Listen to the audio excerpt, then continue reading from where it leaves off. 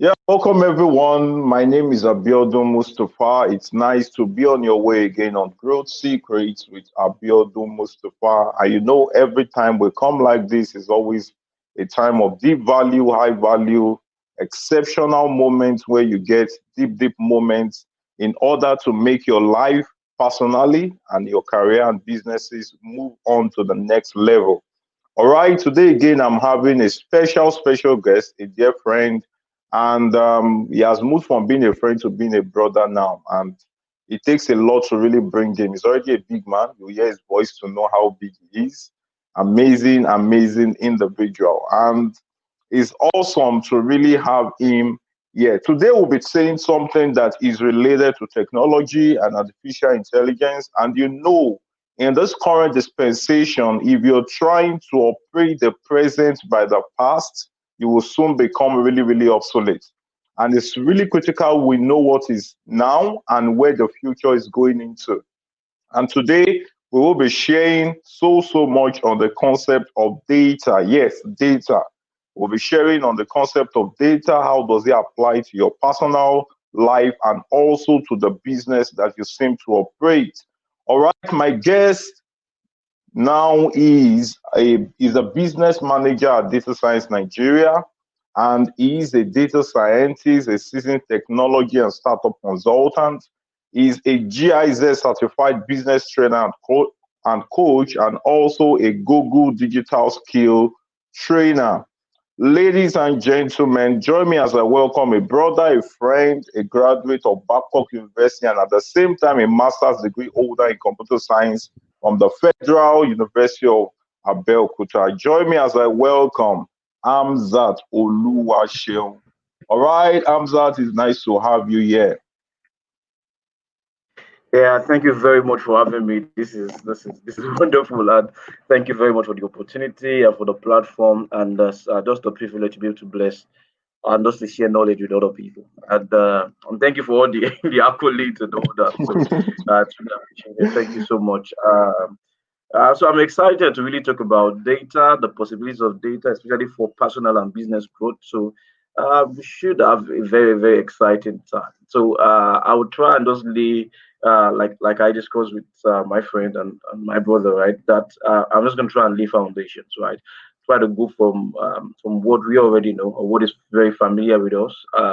And extend into other frontiers that we probably are not just aware of, or it's not that clear, or how that works, right? So I know that right now you probably have been hearing a lot of hype around data science, data itself, artificial intelligence, and all that, right?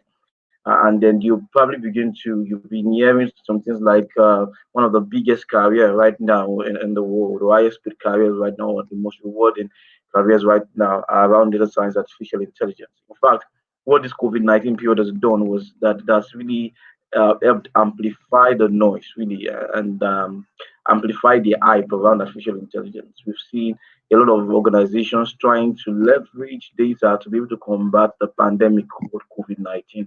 So it has not turned out that data science, AI, has really stepped out from the shadows of just theory into a real life physical practice where people are beginning to see a real use of data, as it were, and does not come to the central piece of discussion. Even those who are experts on it and those who are not experts are forced to have that conversation to see what can artificial intelligence do for us, what can the already existing data that we have already do, and what are the possibilities with data really, and about data science and artificial intelligence. So I'm just going to walk through some things quickly with us, just to make sure that you understand it's just a very funny topic.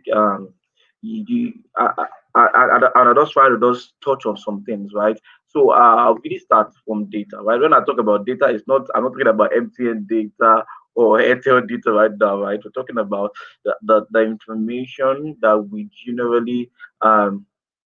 generally produce every time and every hour. So I'm going to throw up some really very important facts, just about some facts about data, just to get you excited and to show you the power of data. And then from there, I'll proceed into just explaining to you. Just right now, today is just basically for um laying foundations, right? So just very, very, very important and very, very funny statistics, right? Number one, every 2 days you create as much data as you did from the beginning of time until 2003, right? I'm not talking about just I'm talking about everybody, that just you, right? The amount of data right being gotten off you day by day from companies like Google, Facebook, Twitter, it's immense. And that every 2 days you generate you personally generate data that's way much more than all the data have been generated from this past year, from the beginning of 2023, right? And it's just I don't know, it's just tremendous, right? Another important fact, just for me to share with you again, is that Google now processes over 40,000 search queries every second, which translates into about 3.5 billion searches per day, right? And 1.2 trillion searches per year. Just try to imagine the magnitude of that, right? And then there are important facts about the amount of job, data and big and the artificial intelligence can create. And there are those amazing facts that are quite very, very shocking. Let me see if I can get some more again to just share with you, right? So you know that it is expected that by the end of 2020 we would have the amount of data transformation in existence would have gone to about 3.2 zettabytes. Some of you don't even know what that zettabyte really is. So it's just quite amazing. Right, around 100 hours of videos are uploaded to YouTube every minute, and it will take you around 15 years to watch every video uploaded by one user in one day. That's how that's Wow. how powerful, right, data is. And what I'm just trying to emphasize now, you would see that a lot of people are now talking around data. In fact, what we call the big five, right? The big fives are your Google, Facebook, Apple, Microsoft, right? You are going to see that America is beginning to drag them up and down now. Recently, they had their dates in court where the senators had to step in, try to question them because they realized that people who have data really have the power, right? And that anybody who has data about you, right? Some of these organizations know you more than you know yourself. And it's quite amazing what people can do with that data. And you will see that a lot of these top five companies are being dragged up and down right now by government. With the government trying to make sure that they can reduce the power that they have, or make sure that they don't begin to what they call anti-market tendencies. That is to say, forcing any other organization also come up after them. So it's just a very, very dynamic world. And the reason being that what really lies at the center of all this issue is the what we call data, right? And so my job really, and like I told my friend, right, there are various dimensions I can take this to, but I just want to really focus and just narrow down on the role of data to personal and business growth. So you can see how powerful data is. You can see how much data you generate. Like as we're talking right now, we are generating data, right? I'm online. As long as I am online, all my informations are probably available for because I'm using Chrome. I'm using, so there's my chat history, there's my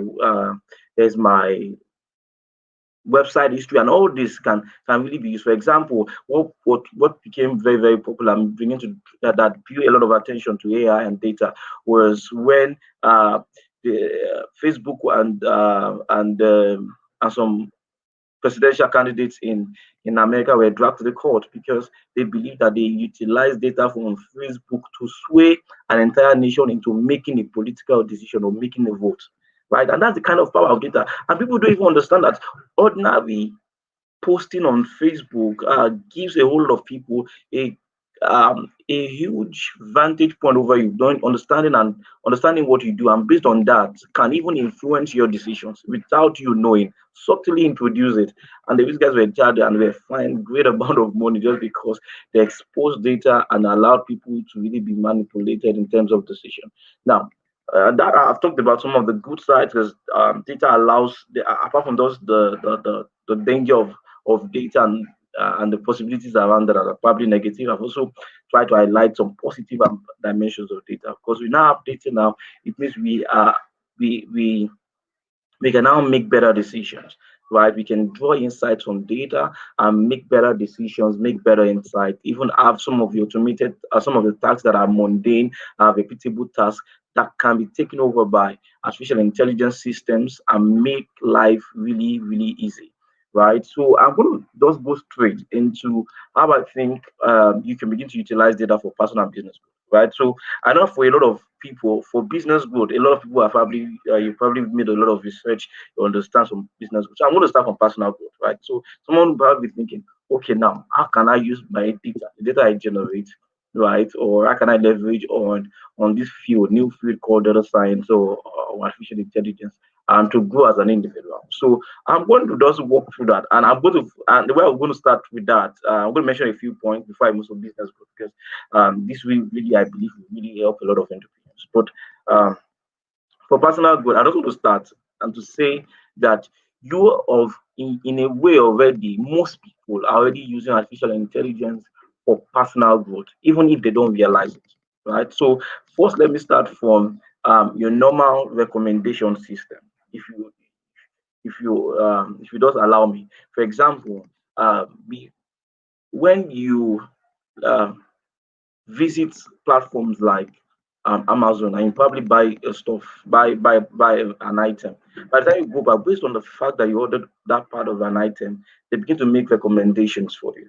Right. The same thing happens on your Google search. If you search something and you attempt to search something else, right? Your Google begins to make, based on the previous searches you've made, begin to streamline what they think you would need.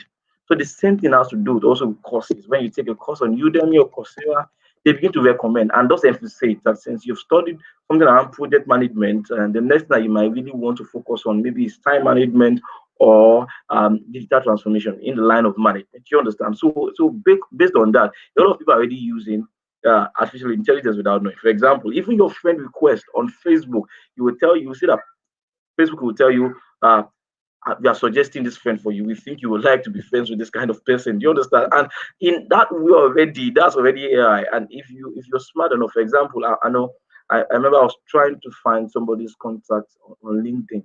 And I was just discussing with a friend about how can I get this person. And all of a sudden I just went on my LinkedIn and sort of my first suggestions, right? As a professional contact. So if you know how to leverage the power of data, especially on all these platforms, you can make very, very important connections that can open a lot of doors for you. So, in a way, right, you're already using AI without knowing, right, in your choices or your recommendation systems, as it might appear. And number two, as well, the way you can begin to leverage the power of data is what I call, and some people already use it. It's not that they don't realize it. It's what I call virtual assistant, and that's what has been called really. Or in the end, in the process of enhancing your productivity. So a lot of organizations, for example, my organization already has embedded in its organizational structure, um, even in the platform you use for normal day-to-day activities, a bit of AI already inserted. For example, I'm going to give you two or three apps that a lot of people already use without them knowing.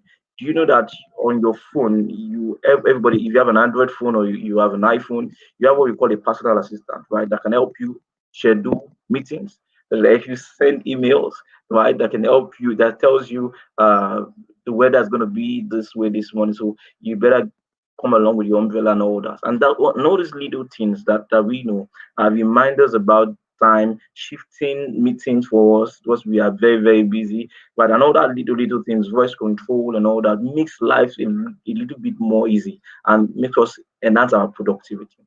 So, and in such ways, it's really based, the AI system is really based on all the information and all the actions based on previous data or instructions that you've passed on to it, right? So, in a lot of people don't even understand. People just carry up their phones up and down, and we do not realize the power of what they carry.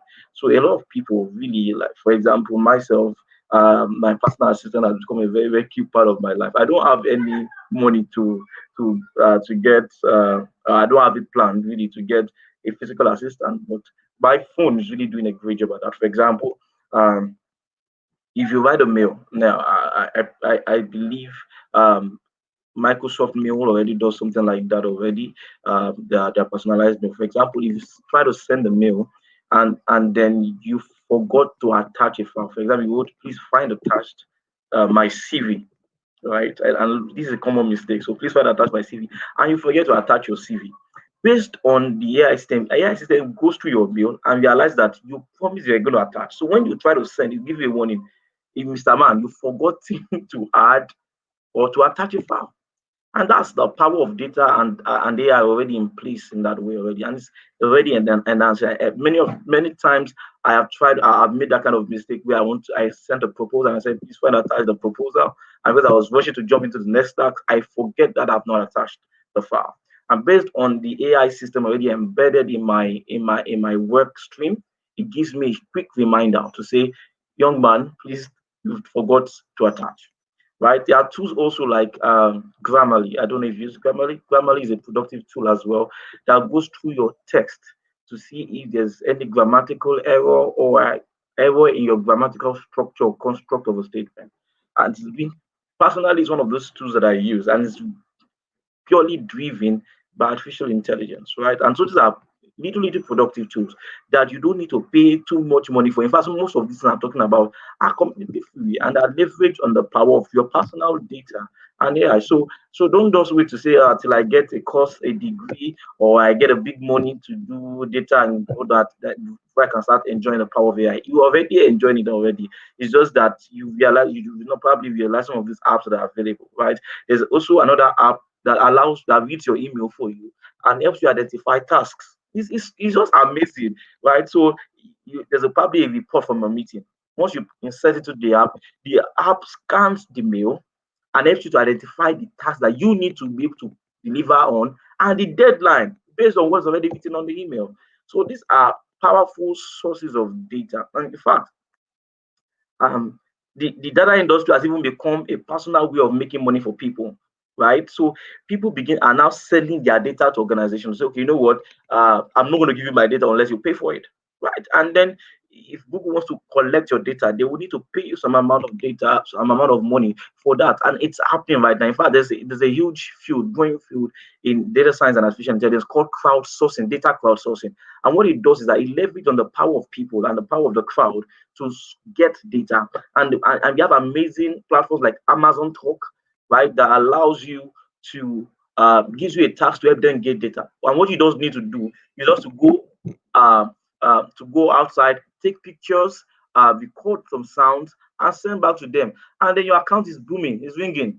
It's called crowdsourcing. You can check it. There are a lot of applications around that will pay you just because they want you to help them get data, right? So even fact, Data Science Nigeria even has an app called Data Crowd that they would pay you for every single task to get data. One of the tasks was go snap for example, you can say go snap MTM. I want to understand to see if their marketing campaign is really working, and because they will pay usually this big organizations usually pay a whole lot of money to make sure that their promotional materials are made public. Sometimes they don't have the capacity to go monitor it themselves. They can put about, let's say, about 400 million to make sure that there are posters of their new products up and down, their billboards and all that.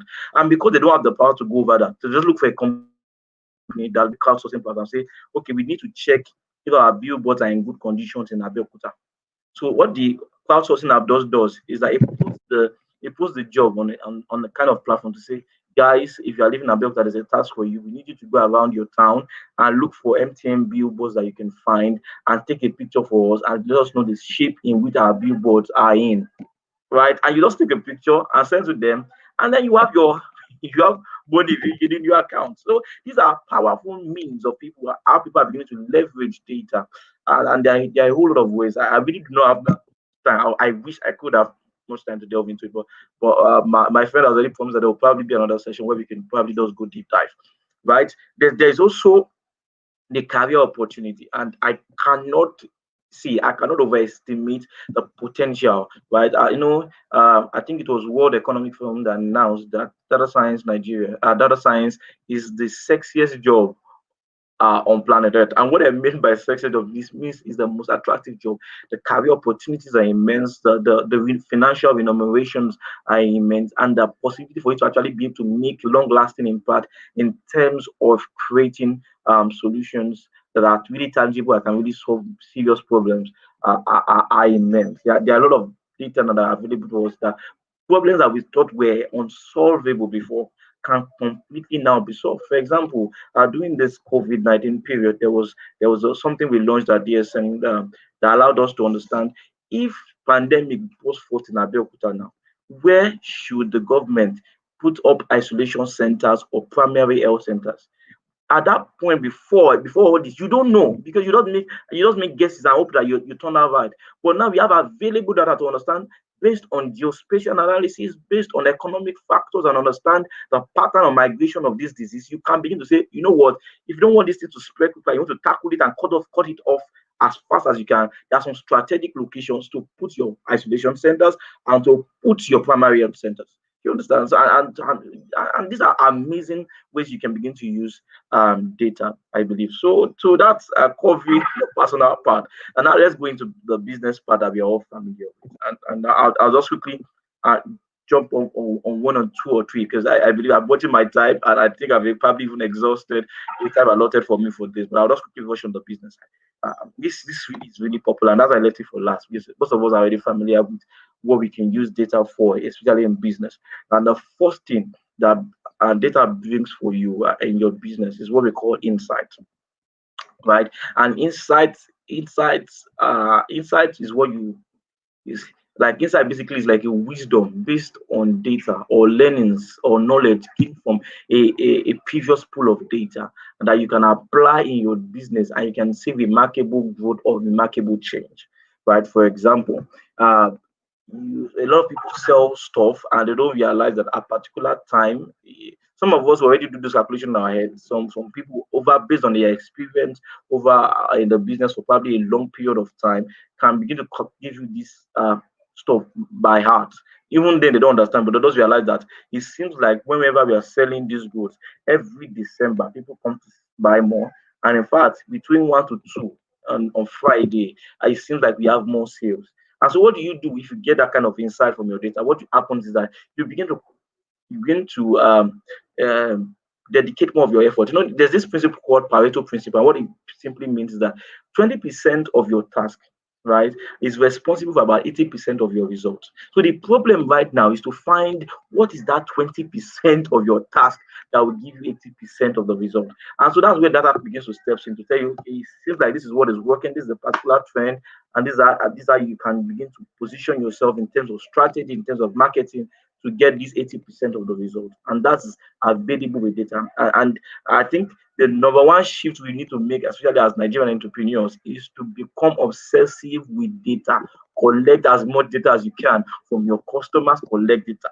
Know when you make the sales, write it down, write the date, write the time, write the person, the place they are coming from, and all that. Get as much as possible data on every single sales point. It can be immensely beneficial for you. So that's insight. Number two also is to understand trends. Right, one key thing that is always and I can tell you this categorically or authoritatively as also a fact that I also have another life as a business coach, right? One key thing about businesses and market is that there are always trends. Things are always shifting, and the organizations that catch this change faster than the other organizations are almost every time the what we call the market leaders. So one thing that data does for you is to allow you catch the trend even before people begin to realize it, right? Allow you catch the trend, and so you need to understand, because things are always changing. You can ask Kodak, right? Things are always changing. Technology is always improving. So you need to understand what is and the taste of your costume of your customer is always evolving, because now they have a lot of competitors right there. So having a data set or leveraging on the power of data to understand trends can be immensely beneficial for your business. So I'm trying to look for an example right now to just try to really make the point about trend. Do you understand? So for example, right, you will see a lot of organizations, for example, and I think one organization I really love Nike. They love love sincerely use this marketing strategy a lot. And what they do is just to understand, because Nike is one of those products that tries to tie their product to emotional connections. They do not just want to sell you shoes or athletic wear. They want you to wear it with an emotional attachment, right? For example, you will see that they were the first people that started supporting what we call the you see the emancipation of women. For example, this issue about women not given the right chance. You have to realize, based on the data they've collected or observing social trends, that conversations were really shifting. Our women that were rising up, demanding for more opportunities, demanding for more space, demanding for more for those creative, that freedom to be able to express themselves, especially in professional settings, and in global stages like that. So what they did, before any organizations even caught on the trend, was based on their data. They realized that people were talking about it on social media, people were talking about it and all that. So what they did was, what did they do? Signed up a very, very powerful female athlete that became the voice, right?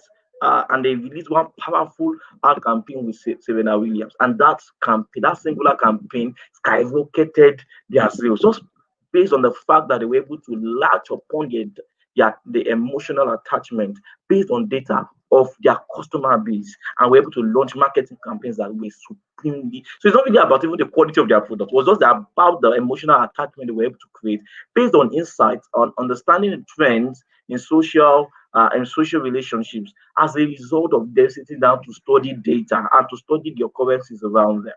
Right. So marketing trend is also very, very important. Maybe I'll talk about two more, and I'll probably end here. Another part of how you can utilize data for your business is what I call customer segmentation. Yeah, segmentation. Sorry, segmentation. And what does that mean? You need to understand that as a business, right, you have what we call different kind of customers, and that your customer base usually shifts from time to time. And I will give you a very, very vivid example. I love business. I love studying about business. I love studying about successful businesses. And my goal really is to be able to teach people that principles, because I realize that principles actually do work. And also, it's just to be able to change the mindset. It's really been something burning. So I do a lot of study, a lot of research, sometimes unsolicited, really, around what really drives successful business. And I realized, right, for example, and so I study a lot of these brands. For example, when Indomie first launched, right, their advertisement and their marketing campaign was targeted around a particular classification of their customer base, which was what? Children, children. So you started doing Baba, you do well, you do good, and all that, and then Indomie, all those kind of very funny and like targeted at what? Children. So you see Indomie and one egg. You get, so for children. So that's the way people eat it. And then they began to realize, and that's the power of data. It's for you to be obsessive about data. What are the people using our product? What are they doing with it? Right? As what they realized is that these guys started realizing that there was another part of their customer base that was arising. Although they did not create the product for them in the first place, they created something very, very fast and quick that you can make for your children before they go to school and all that, and just get their students. But they realized that adults were eating it. Right? So what they did was that, oh, this is a new data. Data is telling us that adults are eating our Indomie. So what do? We did a new campaign. Instead of saying that you hear hungry man, from hungry man, he moved to belly full, all those kind of things, trying to address the new customer base, because they've been able to segment their what customers. To say we have children customers, we have mothers customers, we have fathers, and there are people, a customer base called hungry man customer that we need to also what look at. You understand? So this is just about customer segmentation. So you also need, based on your data, some of these things you cannot see just by observing. You need data, because data, artificial intelligence is an expert in understanding patterns. That's the power of data and artificial intelligence. It looks through the data and begins to identify patterns that even you might not see. I have a lot of examples for this, but my time is running. I'm going to give you one example. There was this hackathon, a bank organized an hackathon, right? And they released their data. They locked up everybody, about a good number of data scientists, and locked them up in a room and gave them sensitive, right, bank data. I said, guys, you know what? Go through this data and see what insight you can get from it and what new product we can create from it. And funny enough, right, never occurred to the managers before, never occurred to the CEO before. One of the group of data scientists discovered an amazing fact, that there was a group of customers in the bank that the bank themselves did not notice or did not even have any product offering for. Were the women, right? Women. So there are some particular similar traits. Number one, they were women. Number two, they either run a business or operate or are civil servants or work at an organization. And number three, this is the funny thing, they pay tithes. That this categories of people who do this actually get to return the loan that they get from the bank at the exact time or even before the time. Right? And when they realized that, and so based when the data science they are trying to explain, they said people who had religious beliefs or strong moral connections about and dedication and commitment to one principle of fact, which is tithing, are always very, very cognizant of the need to return the money that they borrow. And are very always looking at it and monitoring the deadline. So for the first time, it occurred to the bank that there is now a new customer base that we need to be selling our loans for. You understand? So it's just an amazing and just an awe-inspiring fact. And so what they did is that instantly they started creating what product for those people. They just say that if you have realized that these are the things, and how they know that people are paying tax because they understand that once they collect salary, 10% goes off immediately. So they understood that this one has to be tight. So what they now did was that they started monitoring for any people that had that tweet, women either working on the business and they're paying tight. Start sending them personalized messages to say there is a pay there's a loan available for you at a discount rate because they know that these guys will return the money. You understand? And so these are ways people begin to get new customer segments and all that, and it's just pretty amazing. Let me give you one final okay, but I think let me just stop here. I think I will give this is the way I probably teach. It's just to give a lot of people example. I found out that real life examples help people to concretize learnings and all that. So I have a bundle of them. So, but I believe that with this viewpoint of mine, I've been able to convince you, and not to confuse, that there is a whole lot of power in data to that you can leverage on for your personal and business growth. So thank you very much. I think we'll go deeper Awesome. later. Awesome. You can't talk to a business manager in data science and you don't have enough data. If you come here without examples, I should look for King and say, what are you doing around data? Interesting. It's amazing. In fact, from some of the things you have said, I'm beginning to get a glimpse. Like I remember the time when we wanted to know how the weather was going to be the following day. Sometimes my daddy or my parents, maybe my daddy sometimes will have to be before the TV. 10 a.m. news, they don't miss it. And at the end of the day, what are they waiting for? Weather forecast for the next day. So, so maybe there was a Better need focus. to Yeah. there, wa- maybe there was a need to know. Maybe there was a kind of need to know. Okay, should we take an umbrella the next day, or okay, what's the kind of cloth to wear the next day? So that 10 p.m. news was very important. But today, in fact, on my phone, I would just say, oh, tomorrow is going to be like this degree centigrade. So be ready. Okay, tomorrow is going Yeah. to be concentrated cloud in a particular place. Wow, I'll just be like, wow, what's happening? Interesting. Wow, it's true. I so agree with you. And in fact, today it's very true that the person who has the data control the world. People used to feel like I registered an account with Yeah. Facebook. It's free. I'm posting for free. I'm liking for free. But they don't understand what's going on the back end. They just believe it's free. I registered on Twitter for free. I Yeah. registered on Instagram for free. At the point, I think I was asking you when we're working together. I think at the point I was trying to confirm that how this Facebook Instagram, how did they make their money? Until eventually I discovered that it was Facebook make actually money. through Yeah, I data. can remember. That I it was can actually remember. through data. Wow, I was like, so for real? And eventually I started getting the idea. So when you do sponsored posts, it's because they have the data, that's what you're paying for. And the likes. Very, very amazing. And this is really, really true. And even from the things you have said, you shared so much on insight trends and customer segmentation.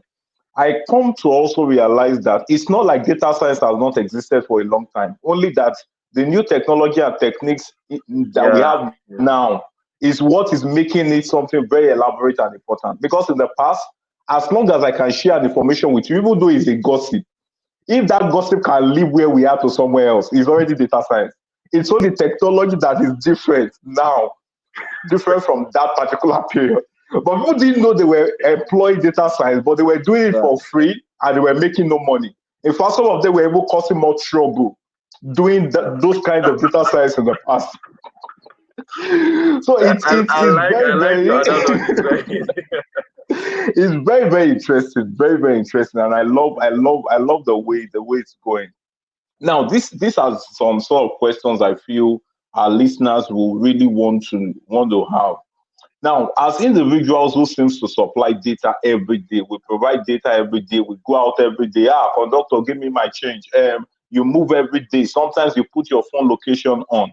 I want to try to find out, are there some On. kind of dangerous parts to these things? Like, are there some parts of it that we need to be cautious of as individuals that maybe in future it might be very it might affect us because you find out some people, even Facebook will bring 10 years ago, like data, something they posted 10 years ago. And some of them today, when they go sometimes to the embassy, they go to some places, they end up finding out that data they supplied, they just posted and said, I wanted to, let me just share, I'm happy today, and they shared some of those data. Is there some sort of conscious part that we need to take note in the kind of data that we supply? Because eventually, sometimes, one of a respected thought leader will say, they said there would always be a point that you are sense. He said there was a time that you didn't have sense, that you just share anything anyhow. But when you now began to have sense, you need to visit some part of those things and then correct them. So, are there some sort of conscious things we need to take note in the kind of data we supply? And in also supplying some of this data, most especially on social media, what are the things we need to take note? Are there periods? Some people talk about social media auditing. Is it also very important that we do some of these things? I want to get your view on these things. Okay, so I think you've asked a very important question, and it's quite, especially in this world, we need to really, we cannot overemphasize the need to for us to be able to protect our data. There's so so basically for every data that you release, right, there are negative side effect that a lot of that's why a lot of government are trying to make sure that they enforce laws to make sure that these organizations can use your data. But the funny thing is that it's not even the organizations that even sometimes they're not even the organizations that are the problem. They are ordinary individuals like ourselves that can begin to even exploit that data even against you. And it's also important. And to me, I lead some group of young people as well. So always why I emphasize nothing. You need to understand that internet does not forget. That I promise internet, you can Wow. forget, but the Mm, internet never forget anything you post. mm, Facebook used to do this thing. They will tell you things that you said 10 years ago, right? And they will send it to you and say, we are reminding you of your memories. And sometimes I look at some of the things I put and like, oh my God, how stupid was I 10 years ago? And all that. So it's just quite amazing to understand that number one, your data now, especially in this world of public social media and all that, it can be useful for you and against you. I remember back then at Lead Resources, we stopped even for receiving people's CV. What we just need from you is your name, right, and your LinkedIn handle, and then we just go and do that. We go and do all the many check. We check your social media, we check your LinkedIn, and then we're able to make your decisions. Say, okay, is this person able to work with us? I've met, and I know somebody who has lost a big opportunity of his lifetime just by things that he posted on social media.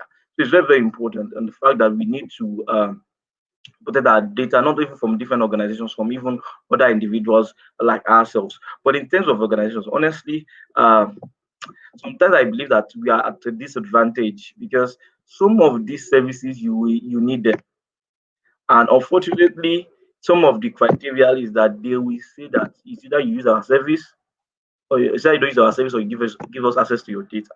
So sometimes we are constrained to just use them all the same, but you just provide as less information as possible to all these kind of platforms. So, for example, I unnecessarily do not give my contact information on social media or not even on social media on some different platforms I use because some of them ask for your location. If I don't think it is necessary, I don't put it there.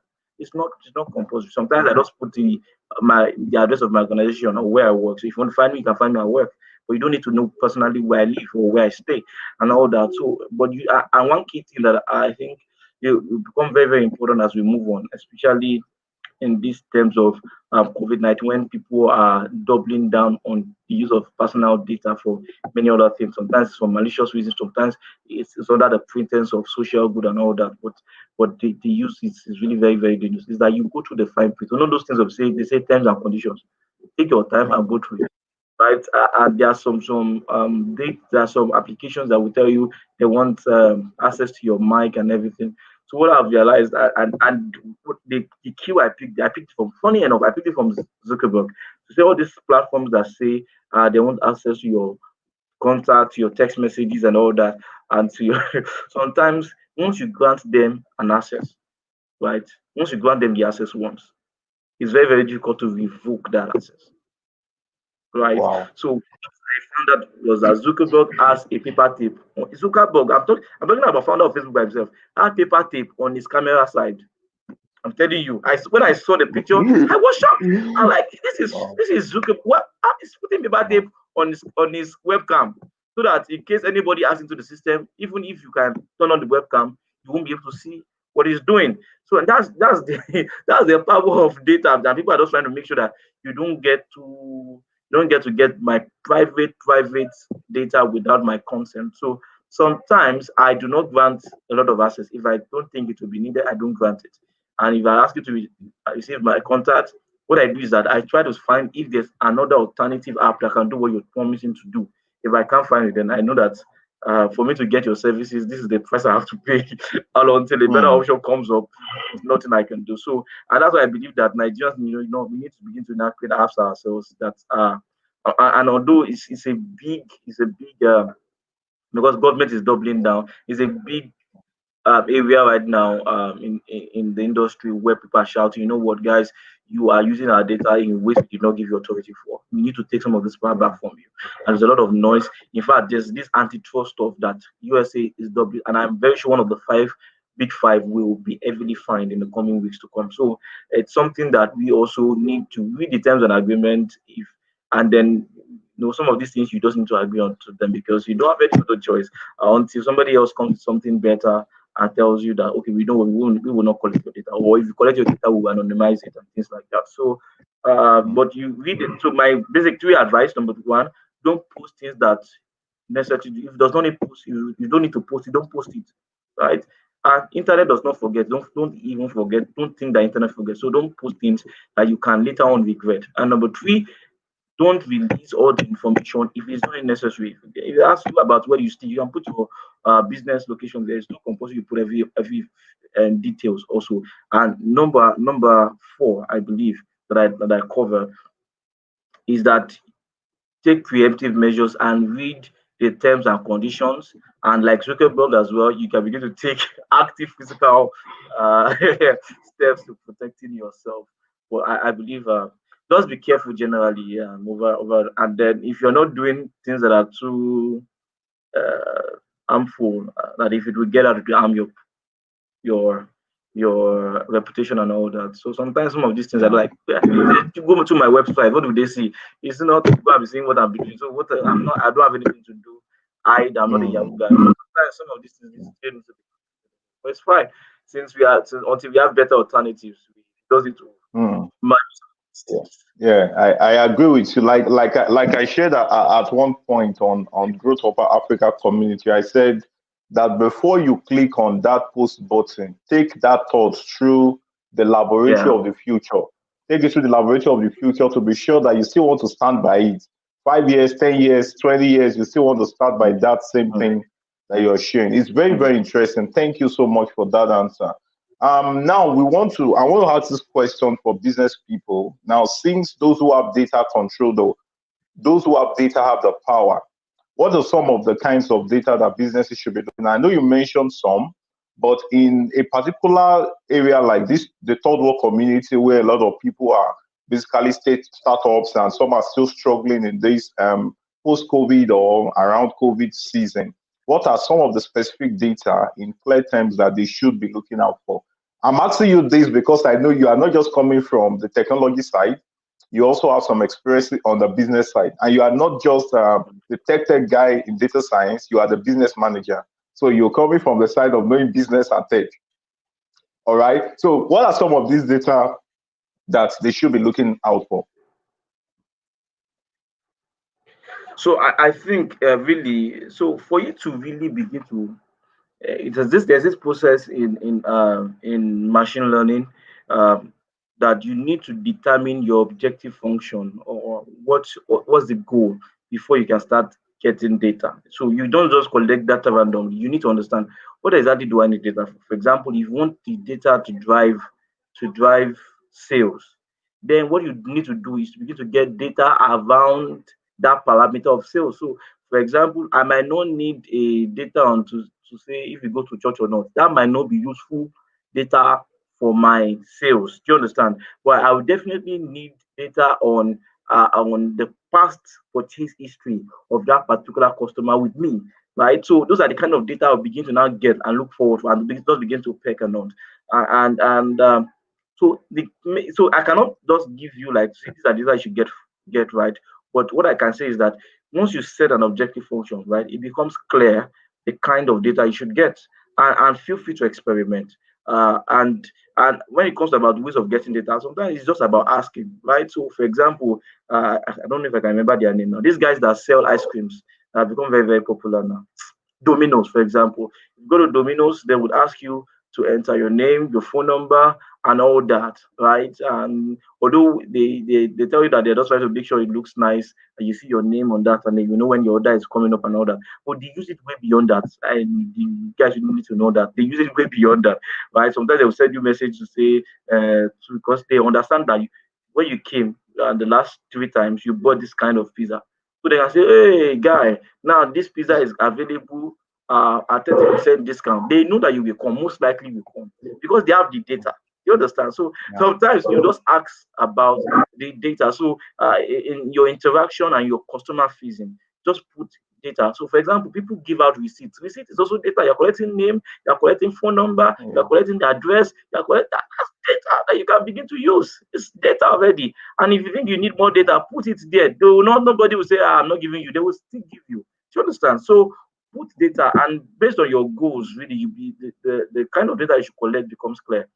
And apart from that, there are various ways to get data as well. Your website is a huge honeypot for data. There's Google Analytics that helps you to get a lot of data. That tells you how much people are spending on your site, where people are looking at, and all that. That's an immense point for you to gather data, so you can begin to see, okay, what should be on our website, what are people looking at. Oh, there are people are looking at this section more. It means we need to stock in this section and begin to advertise this section the more. You know, it seems like that's what people really want. And so all these things, so there are various means of getting the data. And there's Google Form. You can send a Google Form. We are trying to improve our services. Could you please help us fill all this and all that? So there are various ways to get data. You just need to explore. And the funny thing is that there are a lot of sources out there. In fact, you can even buy data, right? So you can buy data as well. Some organizations sell you data. They can just tell you that they will anonymize the names of the people, but they will sell the data, and then you can have data points about, okay, what seems to sell in Abeokuta, what seems to do well here. So these are people who are also gathering data and they can sell it. So there are different ways. I know there's no excuse to say you don't have data because there are too many Yeah. ways to get the data, right? So Yeah. customer facing is a way to get data. Your social media is a way to get data. You can crowdsource data. You can send Google Forms. So there are too many ways. Nobody has that excuse to say, I don't have data. I don't have data. If you start today, over the next 1 year, you'd have gathered so much data that you can begin to spot trends even before they happen. Right. So Yeah. so that's Yeah. that's that's it about. Interesting. That's also exceptional. Exceptional answer. Thank you very much. So business people, Thank you, you sir. should start thinking of data. So it's like coming to me like something that they're saying all business owners should start thinking of having a data science department. So it has gone Yeah. beyond just I want to make money and do this thing. Now, this is particularly on the career part of data science. I have some students that are listening to you now are saying, "Wow, Hamzat Oluwaseun, interesting. You have blown my head away. You have made me feel like data science is what I must go after now. I must just love it every day, kiss it every day, hug it every day, and dream about it all the time." And some of those people didn't study IT, they didn't do computer science, they didn't do statistics, and they are saying, how do I start up a career opportunity in data science? What do you have to tell these people? Okay, Maybe for example, so maybe I for example, somebody who did mass communication, did theater arts, or maybe somebody that has gone far away to do things around agriculture or something not even connected to tech, and the person is thinking, how do I start a career in data science? Okay, so thank you so much. That's a great idea. And first, I would need to lay a foundation. You need to understand that we need people from different backgrounds to come into data science. You guys offer a unique perspective and a unique view and a unique set of skill set that very other few people can play with. For example, when you see lawyers who are data scientists, it's also this amazing. They're very good with NLP and all that, natural language processing and all that. If you see somebody coming from a medical side, there is a lot of various use cases in that aspect as well. So you cannot just say, I did not do data science as in my BSc and MSc. There's a huge space for you to play because data science, artificial intelligence is transforming your current field, and you are very much in luck because I've has brought this platform towards you for you. I work at the biggest artificial intelligence learning community in Africa, right? And then we've been able to create a whole lot of content around how you can begin to skyrocket your career, start a career along data science. We have professional courses that you can apply for or pay for, and we have completely free classes and even professional communities that can help you along your way. So I think one good thing for you is just, you know what, for me to go one by one about what to do. If you already have a pack that really helps you, you could go. So the best thing I'll just tell you is to go is go to our website, check what we do, go to our social media pages. We have a YouTube channel where we have about 3 or 4 webinars and completely free that you can watch that details how you can start a career in data science, what you need to learn, right? And then we have professional paid courses that you can pay for that covers every angle of data science and how to start and gives you a unique perspective.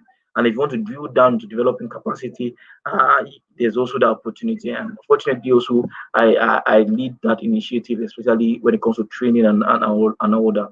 And I will be happy to reach out. We're happy to help you. So you could send a mail, you can reach out to Data Science Nigeria and directly. You can reach out to me as well. I'll be able to provide guidance and regarding that. But there's a huge opportunity, guys, and there is a lot of learning resource. And one thing also that we've also been able to lay as a guide is that sense of community that once you're lost or you're finding it difficult to get your space, there's a huge community that you can draw strength and inspiration for. And right now, we are the fastest growing community of professionals in Africa. We are the biggest AI network in Africa, which is not a small feat. And we have various global reach and global connections on global platforms where we try to make sure that not only that we develop AI talents, that are going to need to develop 1 million AI talent in 10 years, not only that we develop the talent, but also we begin to solve real Okay, you life like money. problems. You said 1 million naira. Oh, I said 1 million. So 1 million, I meant 1 million AI talent. So don't mind me. So that's it. So it's also feel free to go over to Data Science Nigeria, check their pages, check our pages, check our social media and those. And most importantly, you can check our YouTube channels. We have this question was explicitly answered at least in 3 different webinars, right? 3 different webinars. There's an amazing webinar by our founder, Dr. Bayo Adekombi, where he explains those dissected the whole issue. So wherever you're coming from, you can understand where to start from. That's just one of the most awesome content I found, especially on starting career on the internet. So you could just check starting a career in data science on the internet. So you could just go check it out, download. And if you have questions, please feel free to reach out. We'll be able to provide. Okay. All right, So thank you. interesting. We are getting to some sort of the morals part, which is towards the end of this interview. 15 years ago, Hamzat Oluwaseun maybe was not thinking about being the business manager of Data Science Nigeria. He was not even thinking of data science. But today, what actually caused that shift between the Hamzat Oluwaseun 15 years ago and Hamzat Oluwaseun of now? What were the Okay, so definite things that caused that shift? right, okay. So I think we'll be rounding up very shortly. But this is really a very interesting story. I think you probably even know the story, but I think you want me to share with people. So it's an interesting journey. I've always been um passionate on about technology really and about trying to be at the very cutting edge of tech, right? And at the time, I was working with lead resources, and um, so basically what we focused on around that time was around enterprise and technology. And then we discovered that the key rising force that would determine the next couple of decades was artificial intelligence. So naturally, that piqued my interest. And then I had a very, very good boss and mentor back then who was able to guide me along the path. And one day we found an opportunity.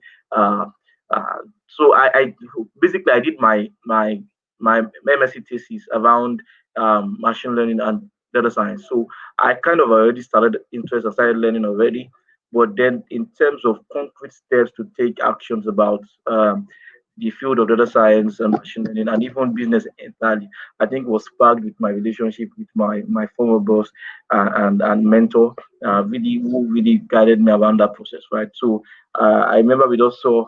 And that's why data science Nigeria really has really played a very, very huge part of that. We saw an advert about a bootcamp, right? There's a couple of weeks to the boot camp, and they're supposed to take some courses and some hackathon. So we put in. In fact, my boss even encouraged me by putting in by himself and giving me space in his house with power. For about a week, we just sat down, continued to develop, feast on the content, and just trying to see if you could get into the boot camp. And at the end of everything, I got in. I think he couldn't join because uh, they were just young people, and me had already passed the age. So I got in into the acting, and that's when my journey with data science really began. And based on my expertise and experience already being a business consultant and coach as with lead resources. An opening came up in data science around business management, which was a very, very unique opportunity for me to be able to combine business, right, with data science and AI. And then that's how we found ourselves with DSN, and it's been an amazing journey so far. I've been stretched, I've learned a lot, and I feel like there's still a whole lot of stuff to learn. And the journey, honestly, has just begun. So we are looking forward to greater days. You see, I've been I hope saluting that you answers like the this. question. That's true. That's all, true. all right, interesting, interesting. Maybe finally, we go like this. We are just allowing people delve into our personal discussion, but it's getting more interesting. Now, if you saw the Hamzat Oluwaseun at 10 years birthday now, what will you tell him to do differently? Oh, to do differently. Okay, so well, I'm not giving that. I think if I probably had seen, if I have the opportunity to go back in time, there are probably some few things that I think I will correct. There are some things I will leave exactly the same. There are some things that I will definitely correct.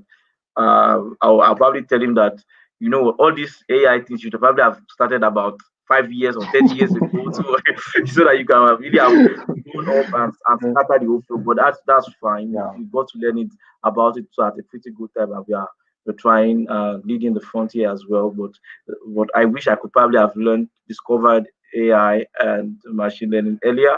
I probably have discovered business as well earlier, and probably have met some of my mentors now and bosses now earlier to have really have given yeah, me that grade. But I think it's all part of the interesting journey of life. But I wish some of these things I had giving more attention to it at a younger age, especially because we did all these things in school. It's just that there was no that push to just explore even further, right? So, for example, the Mhm. backup we covered, we did a extensive, a very, very interesting course in AI. We did an extensive course in software engineering. In fact, most of my colleagues right now are the very, very top guys in tech when it comes to Nigeria, right? And they're doing really, really good. It's just that for some of us, there was just no that push. You just left school. I just wanted Yeah, to enjoy life, things like that. So I wish that at taking some of those things serious back then in school, built on because we got good results. It's just that we did not proceed about just learning it and developing skills. So I yeah, probably would have loved to do and take and probably are taking some of those things even more serious. But there's still time. They are relatively still young and we can still cover ground. So yeah. uh, we are grateful for what God has done and what the plans to Yeah. do. So, thank you so much. Your final thoughts, and then how can people connect with you? Maybe via Facebook or Instagram. Oh, okay. Thank Basically. So, you. how can they connect with you? Thank you so much. So I'm on Facebook, I'm on Instagram, and on Twitter, and on LinkedIn. So Hamzat Oluwaseun is the handle. So just Google Hamzat Oluwaseun, you find probably all the contacts. And so Hamzat Oluwaseun, personal email Hamzat_Oluwaseun at yahoo.com. If you want to reach me via my organization's email, it's Oluwaseun at datasciencenigeria.ai. So yeah, look forward to chatting with you guys, and feel free to slide into the DMs. I might take long to reply, but I will always definitely reply, almost definitely reply. So just slide into the DM, uh, and then we get to connect and make Yeah, thank you wonderful so, memories. so much. Thank you so much, Hamzat Oluwaseun. I'm grateful. I'm Thank honored you. for you being here, sharing so much value. We've gone over 1 hour. I'm telling you, over Yeah, 1 hour. And we are still yeah. not done. So we are still planning to No, have a live session very soon. Thank you so much. I will talk to you thank on you the very much. back end. So thank you Okay, so much. okay. You've just Thank you. listened to Hamzat Oluwaseun. That's an amazing session on the role of data to personal and business growth. You can imagine how much in-depth value this man has got. And you need to rise up now and take this knowledge and utilize them into your personal and businesses. It's very, very important to change your life, to make the difference and to move on to the next level. As I keep telling you, keep remaining phenomenal, keep remaining exceptional, and never stop growing. Thank you, and bye bye.